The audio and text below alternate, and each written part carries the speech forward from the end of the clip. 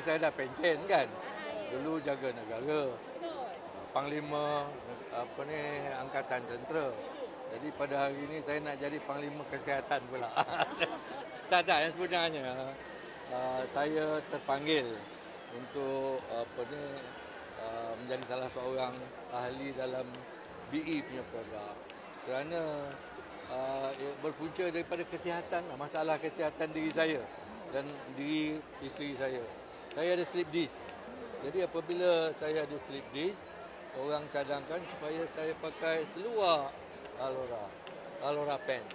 Jadi yang ajaibnya, Alora Pen ini kan mempunyai kondensi fiber dan apabila letakkan kepada kulit badan, melantunkan infrared.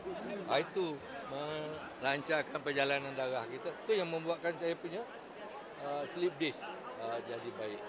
Jadi itulah bermulanya saya terpikat untuk join BE. Saya dah cuba produk-produk lain, tapi inilah produk yang saya rasakan satu produk yang ajaib lah ya. Bukan setakat itu saja, saya pun ada penyakit-penyakit lain, ada blokej jantung. Itu yang penting sebenarnya, itu nadi kita kan. Tapi dengan menggunakan produk ini, yang mana saya mencari jalan alternatif lah. Kerana jalan yang paling senang ialah taruh stand, dibuat operation. Tapi saya tidak mahu berbuat begitu lagi kerana apabila kita buat dua perkara, kita sudah handicap, betul tak kan? Saya tak mahu handicap, saya cuba.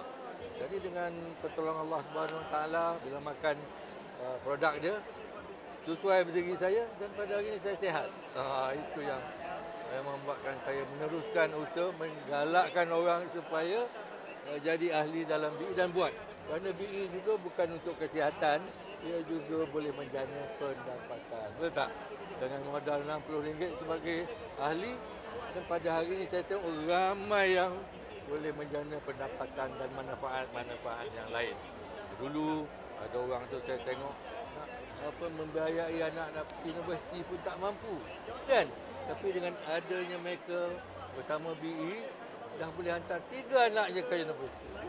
Jadi apa yang kata BE produk ni kan tidak mendatangkan manfaat. InsyaAllah cuba. Kalau tak cuba, tak tahu. Jadi jangan terlalu terlambat lah. Kalau terlambat, rugi. Betul tak? Terima kasih. Terima kasih.